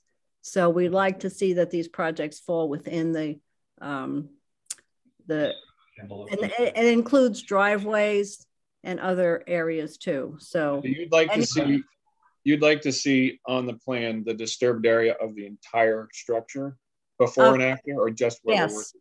Before and after, yes. And that really helps us a lot. So we don't have to go around there with tape measures and do measuring and things like that. Got it. Okay. Do you need me to revise this whenever this happens? Pardon me, Dave? No, you could just submit it. Just submit it to the office. Okay. Submit it as a separate document. Yep. That would be attached to this. Okay. Some way. I'm sorry my mic is so bad. I'm practically shouting and you can't hear me. It's not working too good. It's gotten better. Okay. You have to project. You have to emote. Okay, so some good questions. Somebody want to make a motion? Yeah, I will move that we approve the RDA for Benzavi 53 E Street, map 40, parcel 36, with the condition that the shower have a nitrogen removal system, that the propane tank be dealt with according to the regulations, and that the property be cleaned up, particularly the pile of bricks, but also any other debris that was left over. Got it. Second, Barbara. Barbara, how do you vote? Yes. I vote yes. Benjamin? Yes. Marty? Yes. And Michael? Yes. Okay. Form 2. Okay. Are you clear on all that stuff, Dave? I am. Okay. You're good to thank go. You very much for your time. Super. And that's a -2? 3. Or -3? 3. Okay. The next hearing is Shannon and Reichard, 55 Main Street, map 15, parcel 13, RDA to remove 3 black locust and trim 1 black locust. Did you guys make a site visit for that? Yes, we did. Is there somebody, Mr. Shannon, you're Yes, here. hi. Hi there. So, yeah, there's 3 black locusts and then trim the branch from 1. It's Ken McBee from Bartlett came out, and he's the one that said, you know, the 3 trees are rotted. They're tree A is closest to the house. It towers over the house. It's about 15 feet away. That's going to require a lift, a person lift, to take that tree down safely. and Jeremy Young is on. He's the person that's going to be doing the work. His lift will be offloaded in the driveway, come down the shell sidewalk. This tree A is right next to the patio, so the lift will be on the patio and take that tree down. The tree B has a woodpecker's nest in it, currently unoccupied. They usually come back 3 months out of the year. We want to take the rotted part above the woodpecker's nest. We want to preserve the woodpecker's nest. The last 2 trees are trees C. They're severely rotted. One of them is up in the power lines near Main Street and our driveway. And the other tree that's there, that if it falls, it could fall into Main Street. It'll certainly fall into our driveway. And all of those trees, if they fall towards the house, then the vegetation that we planted last year, the $1,000 worth of vegetation for the mitigation plan for our NOI, that's preserved. It falls away from the house. All those bushes, depending upon which tree, et cetera, could be crushed. So we're trying to preserve the house, preserve power in the event of another storm, not, let anybody get injured, and preserve the vegetation, that we planted last year. And that's essentially it. There's the photos there. Tree B, you can see the red line up above the roof. And that's and I wouldn't be taking them. I wouldn't be spending the $1,700 to take them down if I didn't have to, believe me. So that's it. Okay. Jeremy, do you have anything that you want to add?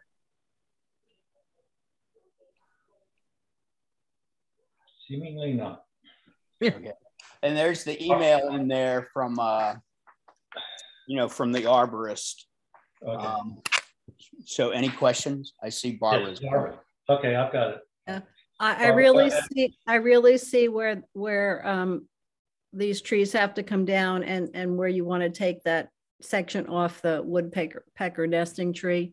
I really see where there could be problematic if they're blown down, but I know you don't want to pay for mitigation, but these trees represent a big carbon sink, and their roots represent a filtering system for Duck Creek, which was one of our most impaired water bodies in Wellfleet. So I know you don't want to do mitigation for 4 trees, and I wouldn't insist on mitigation for, 3.5 trees, but I think we need some mitigation. And I'd like to see a tree planted for 3.5 trees, maybe at the end of the driveway where it won't fall on a power line or your driveway, near the marsh, maybe a cedar or some native plant. I'm not really a botanist, so I couldn't advise you, but taking down 3.5 trees and a whole bunch of carbon and a big root system that will probably die, that's filtering a lot of nutrients that are going into Duck Creek would be an important thing for me in terms of approving this project. Right. That makes a lot of sense. Does somebody else? Can I ask one question real quick? Yeah. So does the jurisdictional, I finally found the jurisdictional opinion form, it's the Wellfleet Conservation Commission Policy 2003-1. Mm-hmm. And then your minor activities on that form, you say that it's removal of trees which may pose a hazard to public safety, an existing structure or driveway, do not constitute an alteration as defined at 310 CMR 10.00, and therefore do not require the filing of an RDA or an NOI. So it seems to me that your policy exempts these trees. In addition to the policy, though, Mike, only applies to 1 or 2 trees, not 3 trees. But it says removal of tree (S) plural. Yep. Yeah. 1 or 2. RDA is good for up to 3 trees. After that. Well, I'm only taking, it doesn't say that in your policy though. That's why it's a policy. Pardon me? I said it's just a policy. The commission has set another policy that any more than the 2 trees requires the filing of a request for determination. Okay, but then the Wellfleet general bylaws say that any tree that's in the course of maintaining, requiring, replacing, or not substantially altering an existing lawfully located structure or facility used in the service of the public and used to provide electric, gas, power, telephone, etc., is exempt. That's not exempt from Conservation Commission, is it? Sure it is. It's Wellfleet Environmental Protection Bylaw, Article 3. Well, that means that Eversource can come and cut your tree. No, it doesn't say that. It doesn't limit it. It says no person. It doesn't say Eversource. Why are we going through this long discussion? You want to cut down 3 trees, right? Well, I think it's important to follow the policy and to not be arbitrarily, you know, changing the policy. This isn't arbitrary. Okay, well, if you feel fine with that, then write it up and we can go get it reviewed. But the policy is the policy. That's what it says. It doesn't say 1 tree, 2 trees, 5 trees. It says trees. So you may want to consult with the town council or something. Are you going to bring this up to court? I could, yes. Let's follow the policy. May I just show you in 2.01 buffer zone. If I can just put that up, I think that is in fact what you're looking for or not looking for, but we'll see. 2.01 buffer zone, 50-foot strip. Dead or diseased trees may be removed if they endanger a structure or live vegetation. The commission may require the replacement planting of native shrubs and trees in the areas proposed for tree removal. A 3-to-1 replacement of shrubs from mature trees and a 2-to-1 replacement of sapling trees. Is that what you were looking for, Mike? No, I agree, Michael. I'm aware of that, but I'm saying in the town bylaws, in the general bylaws, there's Article 3 in there. It's the environmental bylaws. Well, these are the environmental regulations. But it's the town bylaws that allow you to. The bylaws promulgate regulation. The bylaws inform the regulations, but the regulations are what we are empowered to enforce. But you can only enforce what you've been empowered to enforce. Can I just second what Leon is suggesting? If you plant, it doesn't have to be very big, but you plant 3 trees for the 3 you're taking down. So you're saying like a tree that's 1 inch in diameter is fine? Yeah, I would go along with that. Yes, it will grow. It will grow. It will grow. And as it grows, it will provide habitat. It will soak up nutrients from the soil. It'll grow. So you don't want it too near your house. You don't want it too near the driveway. You might want it near the bank where you have your other mitigation going, or where you're taking the trees down now. Okay, so it's not like you have to plant a 6-inch tree and $4,000 and all of that sort of stuff. No. Okay, then I'm fine with that. But seriously, I've read through all the regs. I try, because my belief as somebody that's supposed to, help save the wetlands and that sort of thing is I should be aware of the regulations and the rules. But if you read through there carefully, there's discrepancies between your regulations, your bylaws, and that sort of thing. The bylaws are guidance. The regulation is actually what we have to adhere to. I don't think I think that's something you may want to check with the town council on. But anyway, I'm fine with. Yeah, it's getting late. We have 2 more hearings to hear. So, Okay, go ahead, Michael. No, I was to say, I move that we approve Shannon and Reichard, 55 Main Street, map 15, parcel 13, RDA, to remove 3 black locusts and trim 1 black locust and replace with 3 native species trees. I second that. Barbara, how do you Yes. vote? Yes. I vote yes. Benjamin? Yes. Marty? Yes. And Michael? Yes. Okay, done deal.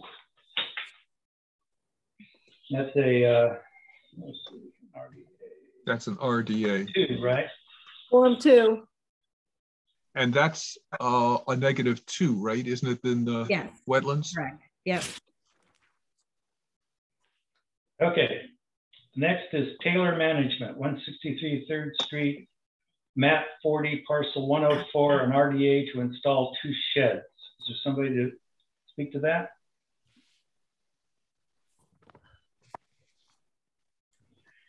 I guess not. No. Did you guys go to this site?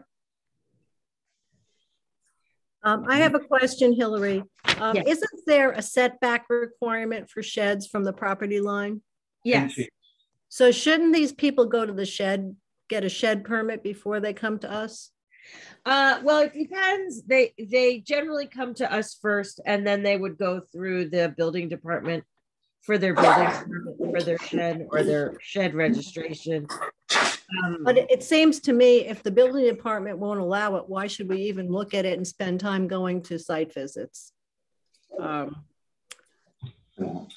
know, So these sheds are right almost on their property line. And I know we have had to revisit other sites where the building department didn't allow sheds 30 feet from a property line, and they've had to relocate in a buffer zone. So anyway, this seems to be like right on the property line where they want these sheds. And I would like them to go through the building department first.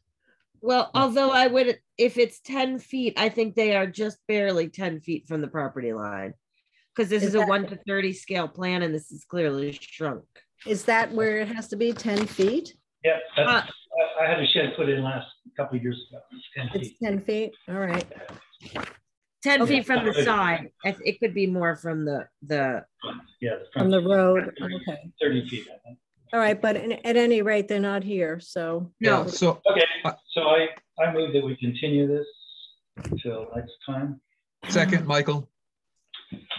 Okay, Barbara? Wait a minute, Leon, you said to the next Michael. meeting or continue indefinitely, since the other 2 are indefinite? Well, has this one missed a previous meeting? No. Well, let's give it until next week. Okay, I'll second that. Okay, Barbara? Yeah. Leon, yes. Benjamin? Yes. Marty? Yes. And Michael? Yes. Okay, so that's continued until, see, today's the 5th, so, right? So that's 19th. All right, so 1/19, 22. Okay, the last one for the night is Sterling, 36 Marsh End, map 8, parcel 264, an RDA to replace first and second floor windows, paint trim, reinforced cantilevered overhangs, and post will sit on top of poured concrete footing. So sounds like there's a deck or something that needs to be supported. Did you guys? I've got pictures if you'd like. We were there. I'd love to see the pictures. I really missed going this morning. Okay, so this is the house. There's a deck on the left that have pillars, and as far as we can calculate, it's putting pillars under these other decks. Yeah. And there's markings on the ground in each case. Yeah. And we approved already putting the pillars on the first side of the deck. So this is just around the other 2 sides. They're actually further from the wetland. Okay. Is there anybody here that represents this job? No, This is another building permit application that we came upon and informed them they needed conservation. So a lot of these applications are being filled out by builders. Dave was another one. I think they're just trying to squeak through the process here to get their building projects underway. So our only concern is those 2 posts. The 2 posts, yep. Well, actually, it's more than 2 posts. Right. It is. It's 4. Posts on three sides. 3 sides, so it's 6 posts. 6 posts. Okay. But we approved a similar set of posts Yeah. for the 4th side. Yeah. And I didn't have a lot of problems with the project. I don't know if we're opening up the hearing if there's no representative. But I would say I was going to say in this situation where I think it's pretty cut and dry, they're not expanding anything. They're just replacing and reinforcing. I don't think it's a huge concern. No, I just had a question about what's going to happen underneath. You know, it's in the buffer zone. What are they going to do? Are they going to have storage under there? Are they going to put pavers? What are they going to do? So there are 3 of these overhangs, and it's not clear what they're going to do underneath. So that would be my concern, because they were all in the buffer zone. Yeah. Okay. I move we continue this until next time, and hopefully the builder or whoever that represents us can speak to this. What if we tried to reach out to them and just let them know that the area underneath, we put a condition on the RDA that the area underneath is not to be used for storage? Well, what if they wanted to put pavers, or if they want to put bricks there, or? Well, they can't do any of that because that's not on their application. Well, that doesn't stop people. I would like to condition this that they don't do anything underneath there. They don't store or harden or anything, maybe even plant grass or something. So I think it's gravel now under. Well, under some of them, but some of it's just dirt. Okay, that sounds like a reasonable condition to put on it. And if they don't like it, then we'll know that they had something in mind, right? It's a little hard to, I mean, talking about conditions and concerns without the people being here is right. Hillary, what are your feelings on this?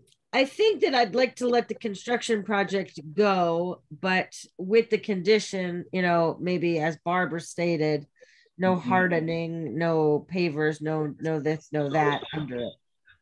Yeah. Okay. No storage. All right. Leave the area underneath. Let's make a nice clear motion here, and then we leave the area natural underneath. Okay.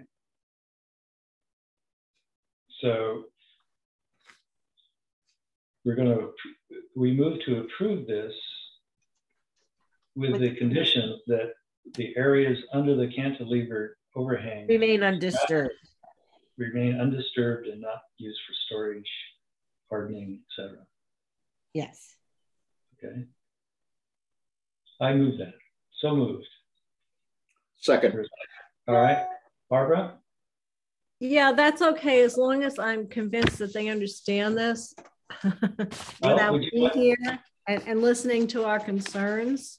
Yeah, would you like to be the supervisor on this? We don't need one. It's an RDA. That's my problem. No one's going to check on this. Well, we do. We can have a supervisor. We can check on it. Okay, then I'd be much more comfortable. Perfect. Voting for this. Approving this. All right, so that's a yes? Yes.